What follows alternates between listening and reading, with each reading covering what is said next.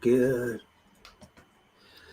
Good morning, good afternoon, good evening, whatever time it is where you are. Welcome, everyone, to this Seedify HODLers live YouTube AMA, together with Pedro, who's the CEO of MouseHaunt. This is one we've all been looking forward to. Just in case you don't know, Seedify.fund is a blockchain innovation hub combined with an incubator and the launchpad we all know so well. Anyone holding 250 SFUND can participate in the IGOs through Seedify.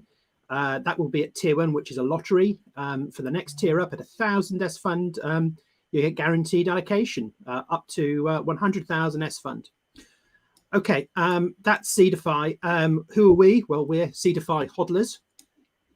Right at the start of Seedify, we decided we needed a separate community, which, while it's not officially affiliated with Seedify, is where we can come together, everybody who owns some SFUND, and just have a discussion on pricing and some really quality debates. So community grew very quickly, and we are here today, as I said, with Pedro, CEO of MouseHaunt, and I just want to also welcome Jorge, who's one of my colleagues at HODLers.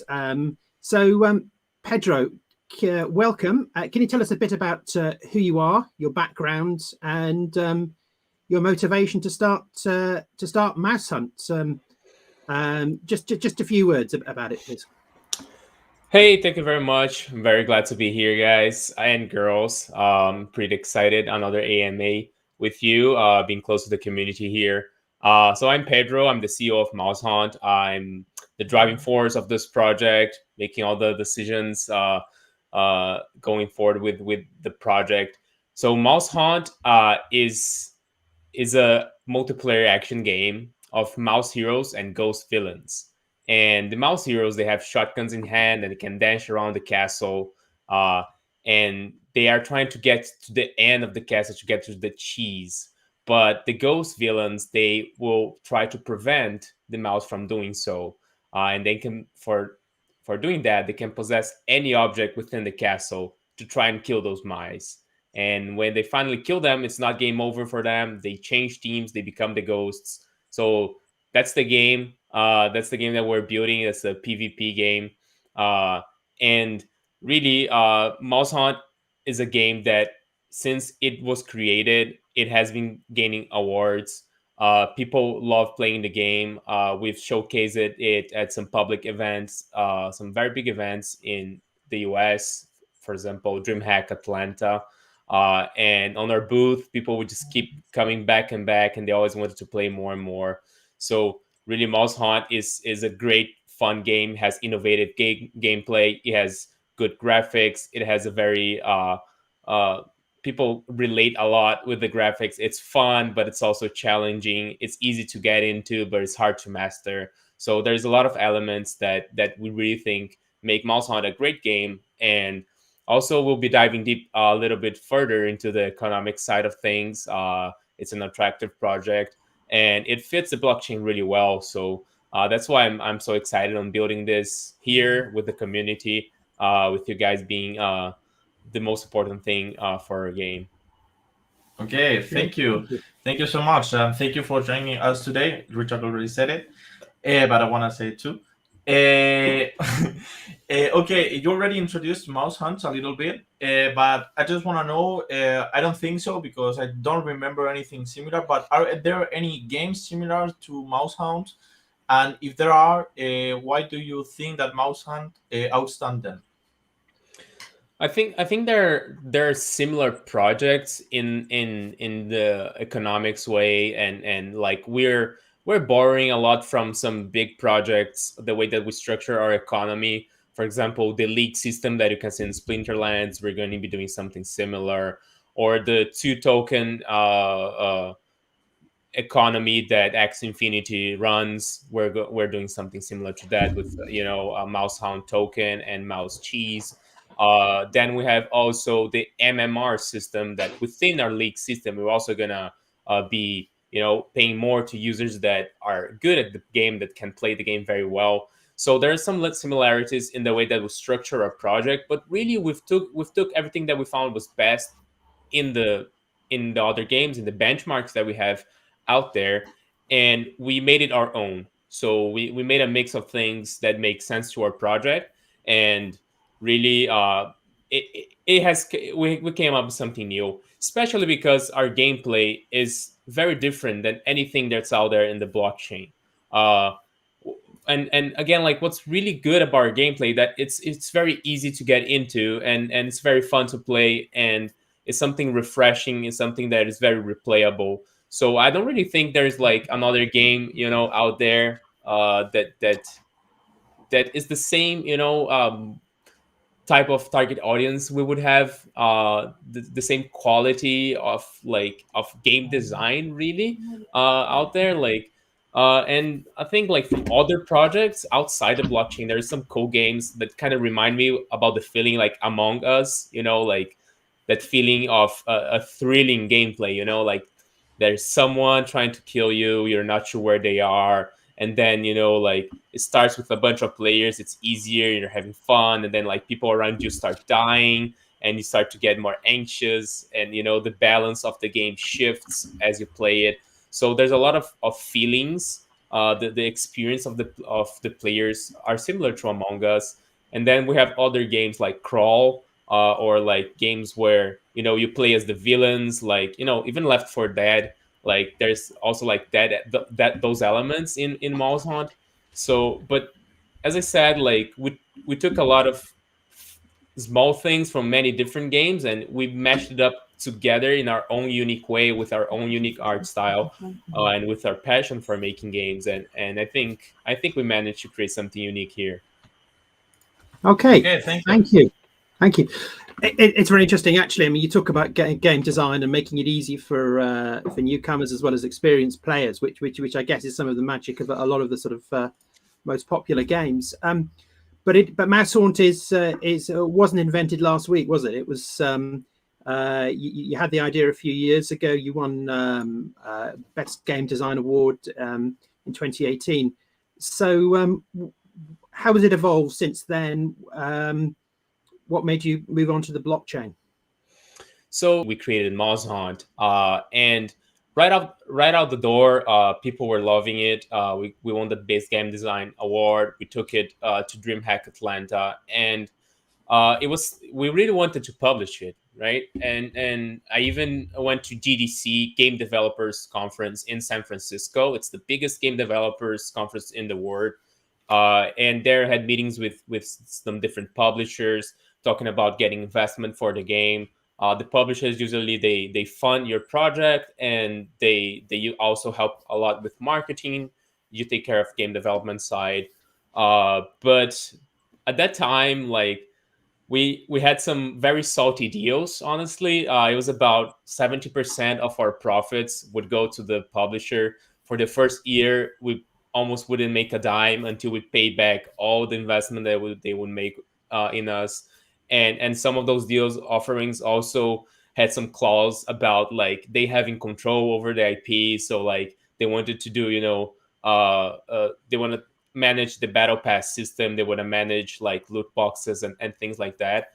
And it didn't make sense to us. It's like, hey, like, we sat down with the team. It's like, we don't want to work for, like, these people for the next 3-4 years, like, not earning what enough for our project, having our intellectual property pretty much, like, taken from us. So we decided to put a hold on the project and just go work in the industry and get some more experience, and try to launch it ourselves. That was always the dream.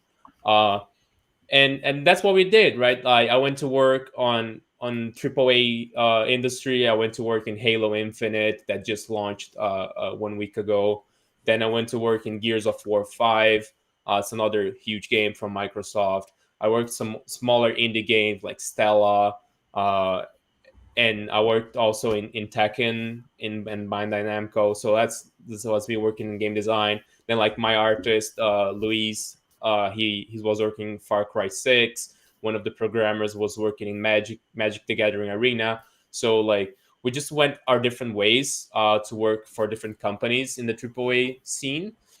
And when we saw the boom that is happening in blockchain gaming, we're like, hey guys, like maybe there's an opportunity here. Let's sit down and talk about MouseHaunt, and does it make sense or not to bring it to the blockchain? And all those features of being easy to get into, of like being moldable, to add an economy behind it with NFTs, having different mouse heroes, different ghost villains, the castle lands, things that I'll be diving deeper. But like we just saw many opportunities that like this project would really fit in the blockchain, and it was like it fit like a glove, right? So that's why we decided, hey, let's just see how it goes with the public, and we got such a good response.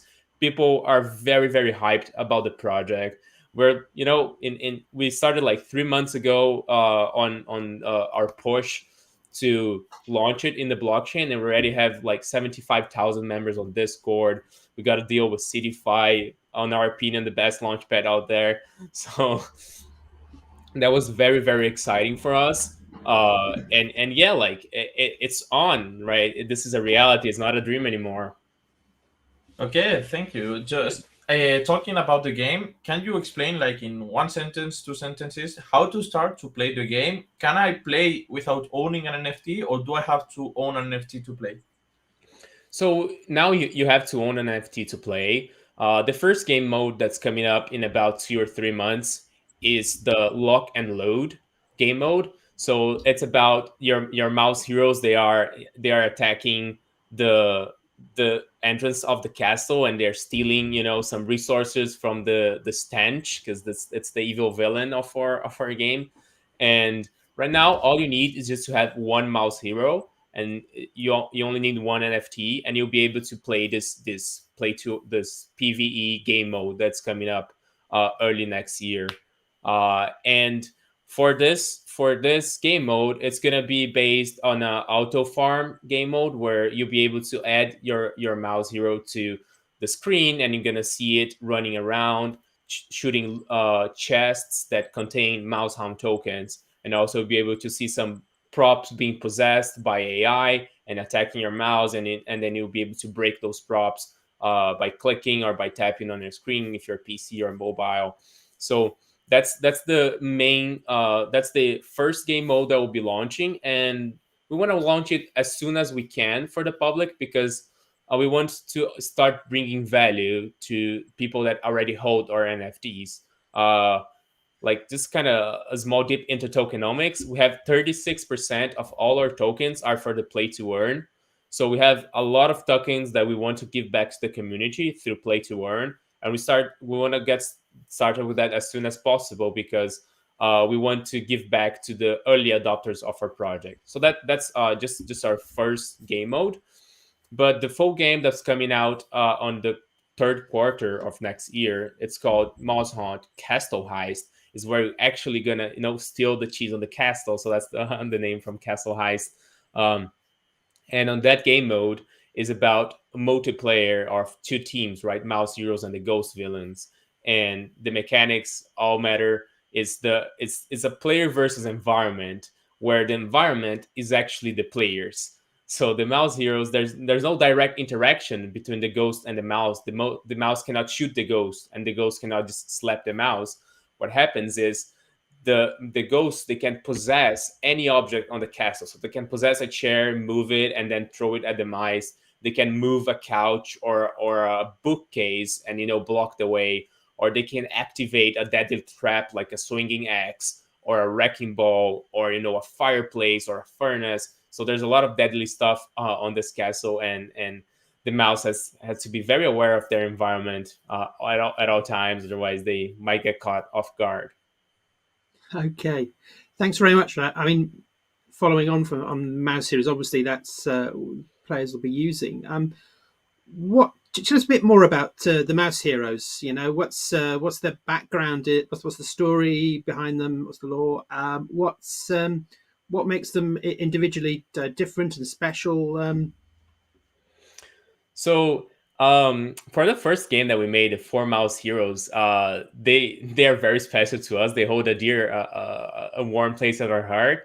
So for them, for the initial four that we created, it's Sir Emmett, and then we have Captain Camembert, then we have Lady Blue, and then we have Dr. Rocky Ford. So those are the four the four initial mice that we created, and the lore behind it is that each of them has a reason to go after the cheese. So Captain Camembert, he's doing it for the queen. He loves the queen and he wants to get the cheese and get it back to her queen. Then we have Dr. Rocky Ford, that's kind of like a witch doctor, and he wants to go in and use the cheese for his evil and witchcraft and like do experimentations with magic and science. And then we have Lady Blue, that she had a pet bear, and her pet bear got lost in the woods, so she decided to go and look for her bear, and she just ended up in the castle. And for the Captain Camembert, he is a soldier of war, and he is a veteran, so he wants to stay in action. He doesn't see any value in life other than fighting for something, so he just joined the team to go and get the cheese. So that's a bit of the lore, right? But like with the blockchain, what we are doing is we are creating 200 different legendary versions of our mouse heroes, and they are fully customized. So there's a whole set that is a pirate, and then we have like Cleopatra set, and then we have the boxer set, and then we have the cook set. So all these different sets, we have different eyes, different ears, different tails, different tail amulets, different teeth. Like there's a lot of variation on the art side of things to keep things very unique for our players. And then, Okay. yeah, Sorry. It's just that that's the next question. So I thought you that there's four genetics, passive and active abilities. Can you explain about them and what are the difference? I read that they are related to the mouse, to the tail, to the fur, and everything. Can you explain about that so we can go with the next question? absolutely. So the thing that is most important about your mouse hero are their passive ability and their active ability. So the passive ability is going to be a two-way knife, where you have something that is not too good for your mouse and something that is very good for your mouse. For example, your mouse can be a pyromaniac, where it takes more damage from fire, but it actually likes fire. So when it takes damage from fire, it gets a boost in their damage. Or every 5 shots, it shoots a fire pellet that does extra damage to wooden props. So that's gonna be a passive ability that is inherent to your mouse. And then we're gonna have the active ability, and the active ability is gonna be tied to the mouse gun and also the hat. So that active ability is going to be something that has a cooldown, and you can press a button to activate it. And the more rare your mouse is, the better that ability will be. So for our legendary mouse heroes, they are going to have unique legendary abilities. And if your mouse is not legendary, then it won't have such a strong ability. For example, a legendary mouse can have a invulnerable shield that it press, and for like 3 seconds they become invulnerable. But then a common mouse is not going to have invulnerability. They can have maybe damage reduction. That would be the closest thing to it. Um, and the way that we're building it, we don't want to make it pay to win. So that's why we're not, like, oh, your mouse has 10 times more health than the other, or like, it runs 10 times faster, or things like that.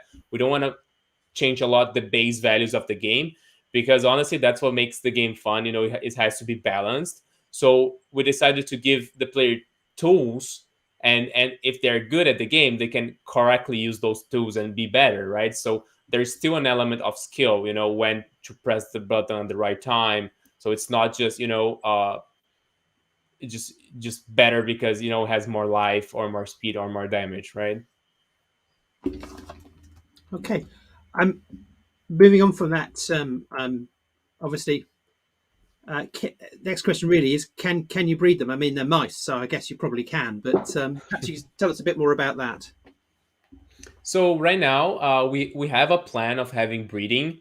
Um, we have like a breeding system on our end here, and we know that we'll probably have to change it at some point. That's why like it's not public in our white paper, because up until then, there's a lot of economic decisions, and there's a lot of like seeing how the community reacts to things that we put out live. There's a lot of tuning that we're definitely going to have to be made, because I mean, you have to do that in any gaming project. I imagine that in blockchain gaming even more so, because we're talking about very valuable economy and investment for players. So we don't have like we don't have something public on the breeding side because of that, right? So there's a plan to have it, and more coming up next year on that. Okay, thank you. About other, I think there are NFTs too. Can you explain the purpose of the castle and the lands? What will be the benefits of upgrading them if it's possible, or having them basically? So the castle lands are something are personally is a feature that I'm very looking forward to develop and release. Um, so the castle land is a feature that will allow players to own their own castle and finally live their dream of being a villain in a virtual game. So when you buy a land, you'll be able to build your own castle. So it's going to be a level editor where we give you some Lego pieces, so a bunch of different pieces, and you can stitch together your level and create an experience for other players to play in. So you're actually going to create a level for the game, and your level is going to be live in the game for other players to play. And the idea behind it is that the more people that die in your castle, the more passive income you earn. That's the core, idea of it. And any player is going to be able to play any castle. Like, it's not going to be tied to ranking or anything like that. Because I mean, I can go over the reward system later, but our reward system is very flexible in a way that it doesn't matter which castle you're playing. It matters more like how much investment you've made in the game and how good you are at the game. It defines how much you're going to earn.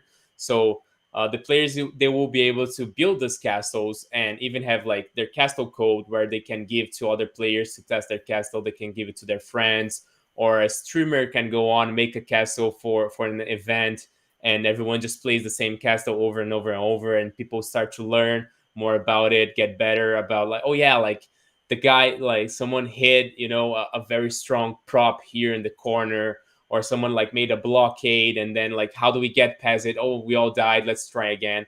So that's the idea behind this castle land feature. Oh, that's pretty cool, to be honest. I like it. Yeah. I'm very excited. just generally, I mean, perhaps you could just look at play to earn or play and earn. How are players going to be able to earn while they're in the game, enjoying it? Like like just say the whole type of earning. You already explained a lot, but maybe there's some missing that we don't know. Yeah. So yeah, I think even like I'm just gonna go about the next question as well about different game modes. So pretty much we have the first game mode is our PVE called Lock and Load, where you'll be able to stake your NFT basically, right? So you get an NFT, you get to put it in game, you get to see it in action, you get to see it shooting chess and running around and with the other mouse heroes. So that's our first game mode, where the earning is going to be directly tied to the rarity of your hero. So if you have a legendary, it's going to be far more than an epic, that farms more than a rare, then far more than a common. There's going to be a limit of the amount of mouse heroes in that farming mode, and that's the first the first play to earn method of earning in our game. The second one is going to be the PvP, the Castle Heights, the game mode that I've been talking about, that you actually get to play with other players. And the way that it's going to work is going to be based on a league system. So we have different leagues, and depending on your wallet power, how much investment made in the game, and how rare your wallets, your NFTs are, the higher leagues you'll be playing. And the main difference about the leagues is the earning possibility that you have in a league. So, for example, on the Diamond League, let's say that every match there's 1,000 tokens to be won, right? So you go in versus you and other three players. So there's four players playing a match, and you start 3v1, three mouse heroes and one ghost villain. And as the match goes and goes, you are the only mouse that is left. So probably uh, you, as being the last person alive, you'll be one that earns the most. So out of that 1,000, you'll be earning 500 tokens, for example, and the other 500 is going to be divided between the other three people. But let's say that the ghost kills everyone, and even though like the other people are becoming ghosts, this ghost was just really good. He was the one that was dealing more damage. He was the one that was picking more props. He was the one that was actually doing the final kill on the mouse. So in that scenario, that ghost would earn more than the ghost heroes. So really, the scoreboard is gonna define who the earning, and the scoreboard is gonna be tied to cool actions within the game and competitive actions that drive your team to win. So it doesn't matter if you start as a mouse and you die midway through the game and then you become a ghost. If you were the best mouse and the best ghost, doesn't matter where which time you died within the game, then you will be one that will be earning more. So that's the system that we're thinking for each match, to really focus on the gameplay of things and pay users in a manner that is fair.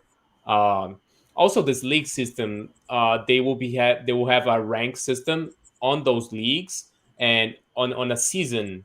So you have a season bronze, a season of a set number of days, and you'll be able to rank yourself within that league. And as higher as you go, the best, the more rewards you'll be getting, kind of like X Infinity does. So we're combining the league system with this MMR system. So you have an average earning, but like if you're really good at the game, you get to go to the top, and you get to climb your way. Buy another NFT that's a bit more rare, and then go into the next league, and then kind of climb your ways through the ranks. But if you are an investor and you want to, you've been with us here from the beginning, you probably will have a chance of getting a rare NFT right from the get go. Then you can already start on the higher leagues and can already start with our maximum possible earning in the game. Okay, thank you. Just wanting to move on to the back to castles, because it's I understand it's not a priority in your roadmap right now, but it will be possible to build your own castle and effectively be an absentee landlord, and just and if you build a sufficiently fiendish castle, actually to be able to get an income from it. I mean that seems to be another aspect of the play to earn mechanics.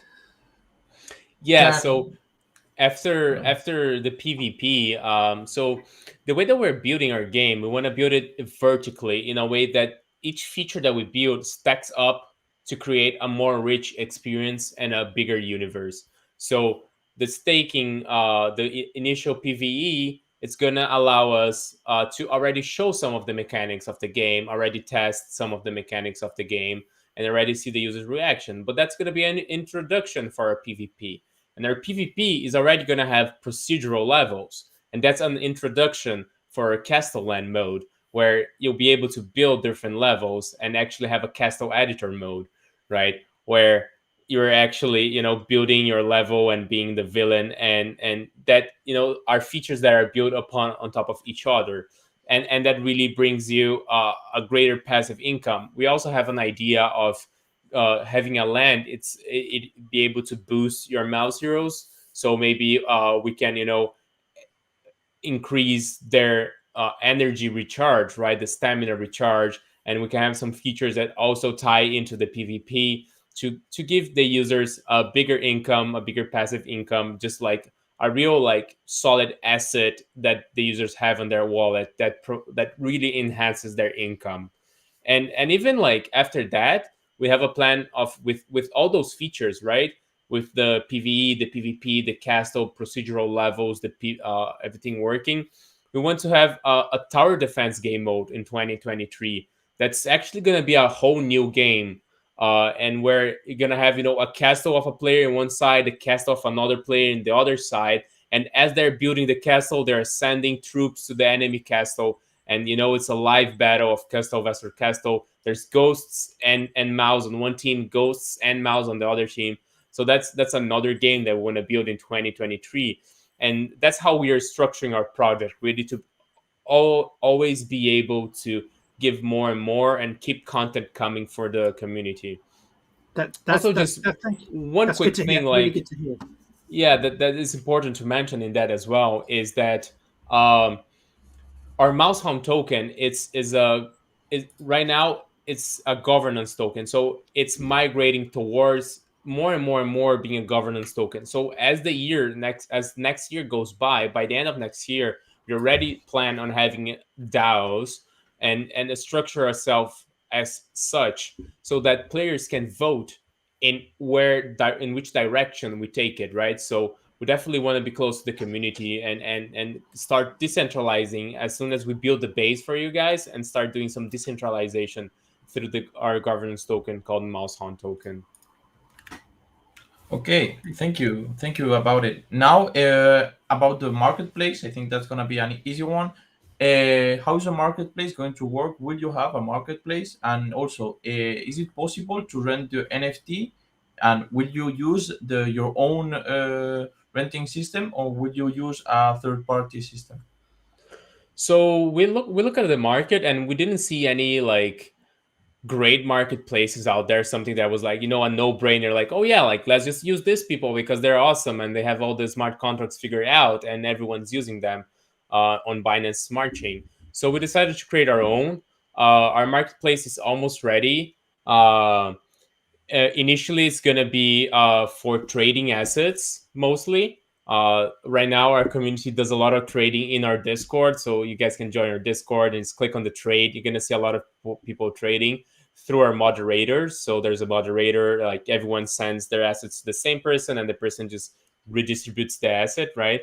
But we're building our own marketplace, yeah, and there will be renting. We have a plan of doing a very robust renting system. Actually, we want to tie the renting system to our leagues and to the seasons, right? So the idea behind that is, like, let's say I'm an early investor. I was able to pick up like different legendary heroes, different epic heroes, different rare heroes. And I don't have time to play with them all, right? Like I have 15 heroes, right? So what you can do, apart from using them in the PVE, in the autoplay game mode, you can put them for rent, and they're very attractive for other players that don't have access to a legendary hero, either by not having investment or by like just scarcity, right? There's only like 8,000 legendary heroes. That's not a lot to go for everyone. So the players that are renting, they can rent that hero for a whole season, and they can try and climb the MMR of that league. So they can rent a legendary hero and go play in the Diamond League, where there's huge earnings. And if they're really good at the game and they rented a legendary hero that is within the meta of the game, they can be at the top of that league by the end of the season, and they can earn even bigger rewards because they're really good at the game. So we really want to be able to satisfy both players, the one that is the investor, the long-term investor, the hodler, and also the players that are coming in. They're really good at the game. They're players that want to play the game every day. So that's we think the rent system is gonna play a big role on that. Okay, thank you. Right. In terms of your token, can you talk a little bit about that? What role it's going to play? What's the utility? And how you're going to get some revenue, and keep the project going. So we managed to raise more than $1 million in the past 3 months with the sale of NFTs and the sale of tokens on our private sale and public sale.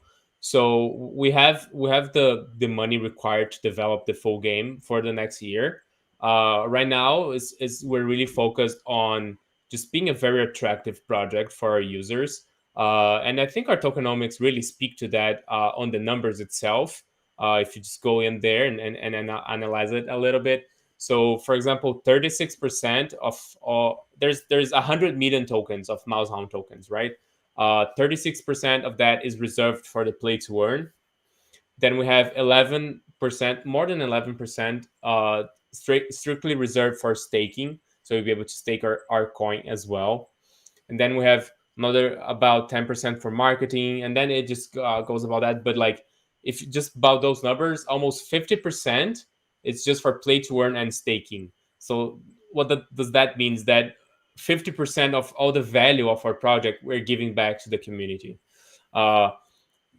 Also, on the other side of like the private sale, is not a big allocation for private sale, and more importantly, there's a huge vesting period. So there's a vesting period of 12 months for anyone that entered the private sale or the seed sale.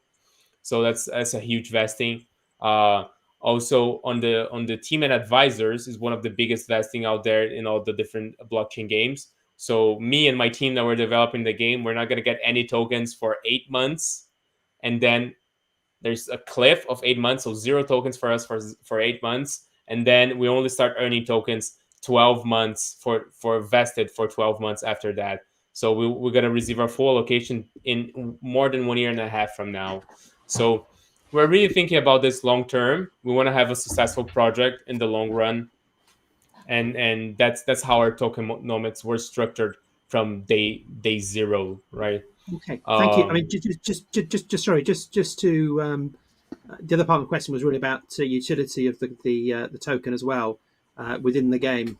Perhaps you just briefly mention that. Yeah, so the MouseHaunt token is gonna initially it's gonna be the only token available, and we want to do a phased launch of our token so that we have time to correctly structure our economy. So the MouseHaunt token is initially going to be used to buy the booster pack that we're going to be selling. So you're not going to be able to buy anything within the game with BUSD or BNB. It's all going to be made through our token. So that's the core utility of the MouseHaunt token at the beginning. And then as we transition, as we bring the Mouse Cheese token in, that's going to be our actual exchange token with inflationary and infinite supply token. We're going to migrate the MouseHaunt token to be a governance token, where players are going to be able to use it in DAOs, decentralized autonomous organization. That's us, where they'll be able to vote on different features coming to the game, or different vote on balancing of the structure of the economy. So that's another utility for your governance token.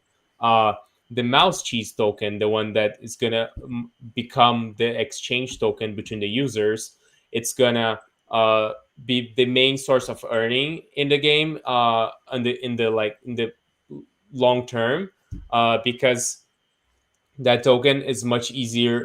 Is much more liquid. We can burn more of it. We can give it more. We can mint. We can really it's very malleable in that end. So it's easy to adjust the economy to be very good for our players. And that token it's gonna be a mix between two, where you can use them in the marketplace to rent heroes. You can buy, for example, more energy for your mouse heroes by paying Mouse Cheese. You'll be able to use them in our breeding system. So we're going to be adding lots of different ways of you using your tokens within our ecosystem to keep the users engaged and in our loop of gameplay, and always improving their team, getting better at the game, getting to the next league, buying land, upgrading their castles with their tokens. So there's a lot of ways that you can reinvest in the game and grow your team and grow your income.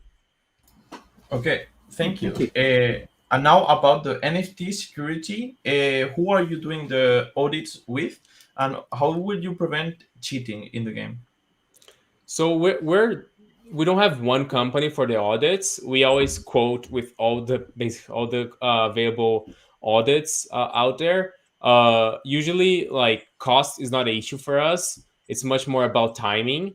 So, for example, like we're very pushing very fast, and some of the biggest audit companies, they require 2 or 3 months. They have a backlog of already things working. So depending on the contract, we don't go with them. For example, our marketplace contract, we took a lot of the source code from other marketplaces and we just adapted some things. So we can do something that's a bit faster on that end. But for our staking contract, it's something that's going to be out there for years and years and years. It has some complexity to it. We want to add NFT, like earnings and different like time difference. So the longer you stake, the more you earn. So there's a lot of different variables and really like axes on your graph when you're talking about staking. So for that one, it's going to take more time because we're going to go with the best audit that we can, because that contract must be very, very secure. Uh, Also, a huge part of our security and blockchain security is our CTO. So Daniel Portugal, he is our CTO. He's been working he was making games back in 2006. Then he went to become an IT manager. He worked in IT for a long period. Then he became a software engineer, worked a lot in software engineer in different languages. And lately, on the past 3 years, he's been working in the blockchain and with Solidity, being a senior Solidity developer. He's managed teams.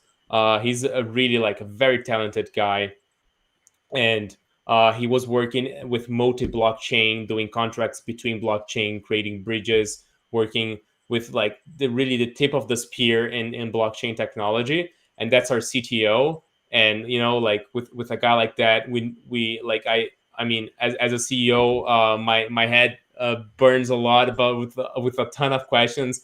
But with security, blockchain, and Solidity, really like I feel at home having Daniel Portugal by my side, our CTO.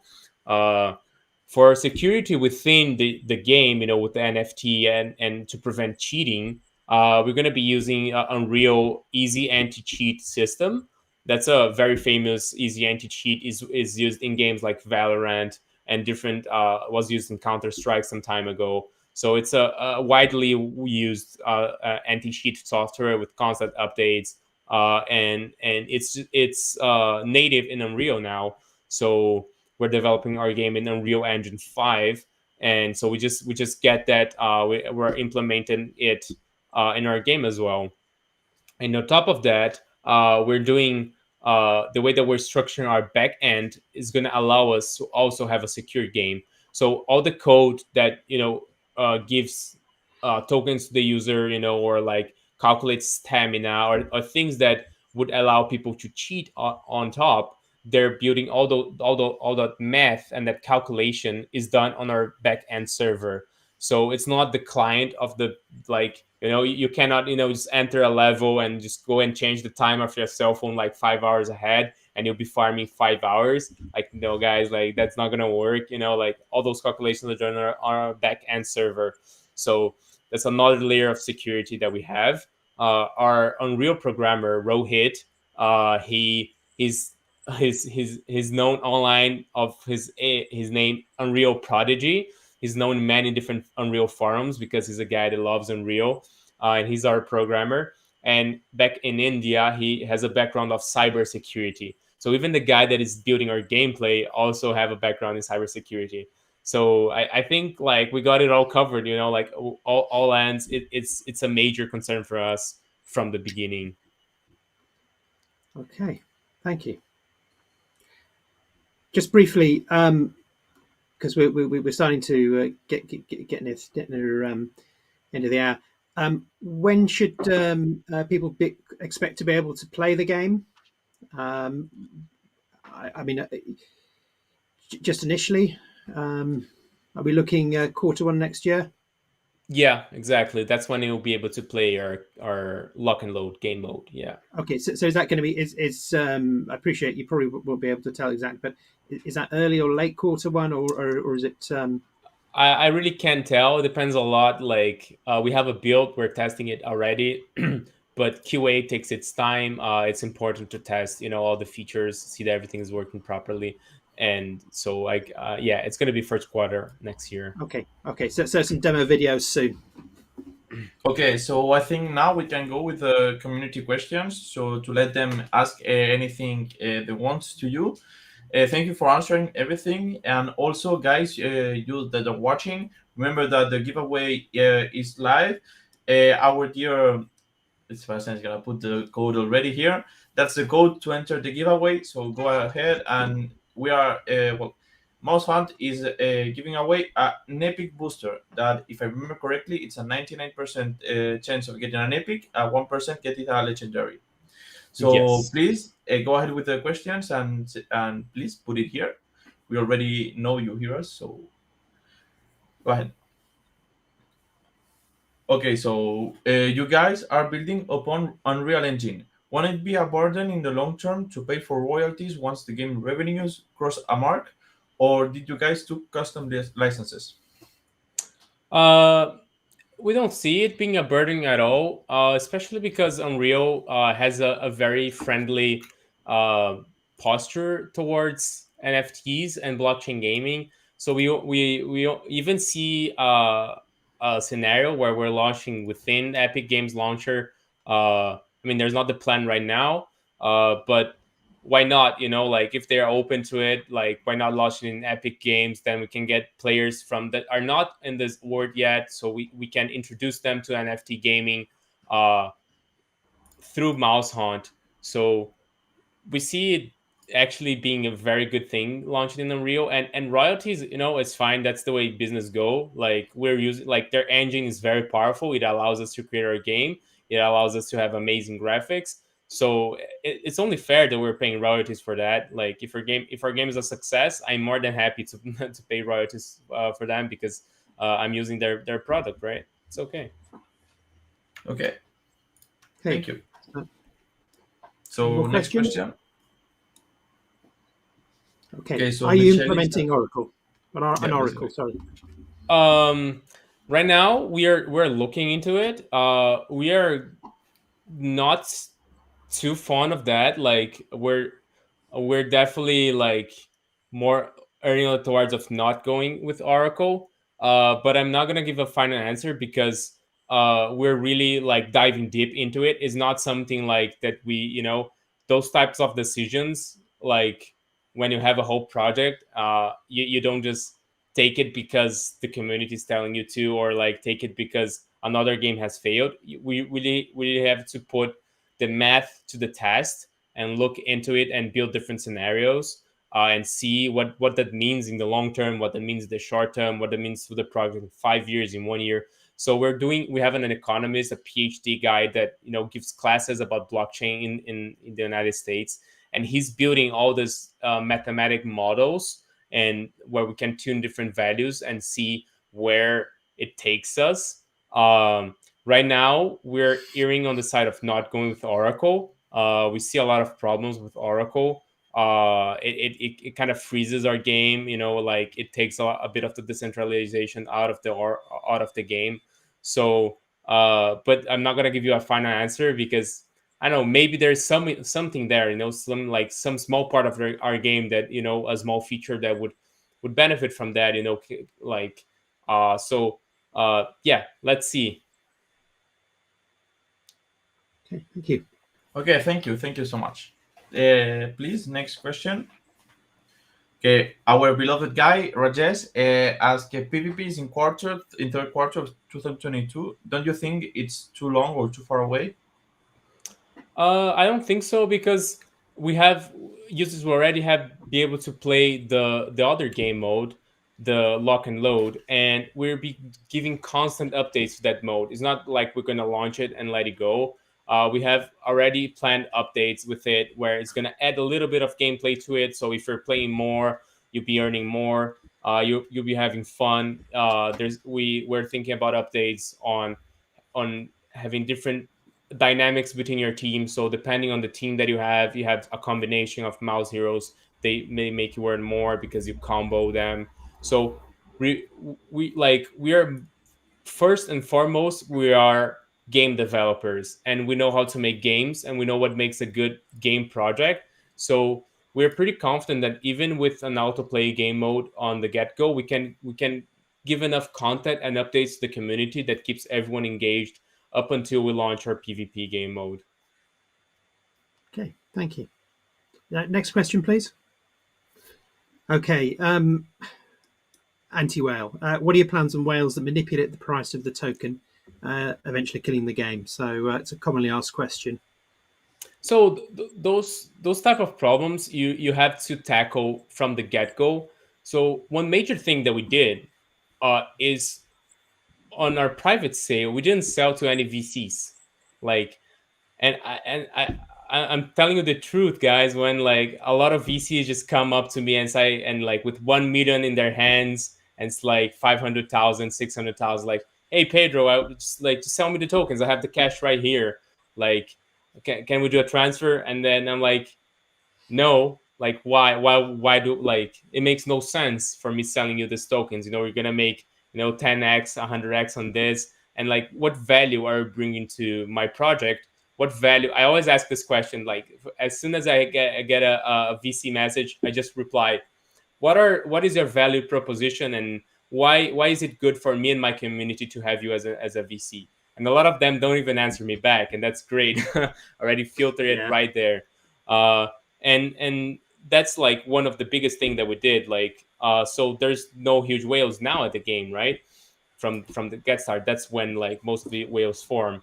And then we've done a lot of whitelists. So we've done 3 whitelists up until this time. So all those private sale, all those tokens that would have been sold to VCs, they are actually in the hands of thousands and thousands and thousands of players. So we had some complaints, like when people saying, oh, you're only selling like $25 of tokens, $20 of tokens. Like, why are you only selling that to the community? Why are you not selling more? Well, because I'm selling $25 to 10,000 people, right? So it's our anti-whale system, right? Like, to pulverize, have a lot of people earning with the game, a lot of people happy with the game. So they become agents of our game. They become people that love the game. They back up our project. So we want to give the upside to the players and not to the whales. Okay, thank you. I think we're gonna do 2 more questions to finish at around 1 hour. Yeah, I think that would be okay. So next question is: do you plan on releasing a closed beta for selected people or early adopters of the game? That's probably something that we will do. Yes, because that's the most efficient way of launching a game, and it's always a great gift for the community, right? So especially for the PvP version, where you have multiplayer, you have a bunch of features that like interlace and are a bit more complex. So there's a plan for doing that closer to the PvP version. Yes. Okay, thank you. Okay. And last question, please put it on the chat. Okay, another Rajesh. How do you control server load with large community? Okay, so lag. I guess it's going to be a worldwide phenomenon, MouseHaunt. So how are you going to solve this issue? Yeah, let's hope for it. Yeah. So basically, we're gonna be doing a serverless type of back end structure where the server, it's actually instantiated as need. So the more players in a region are playing our game, the Amazon Web Services, they actually instantiate a new server for you in that region, and it just appears. It takes care of that match. It takes care of those users, and then it disappears. It's a bit more costly per user, but it guarantees that everyone around the world has a connection to the server, and that's how we're planning to build our multiplayer, our real-time servers. Okay, thank you. Right.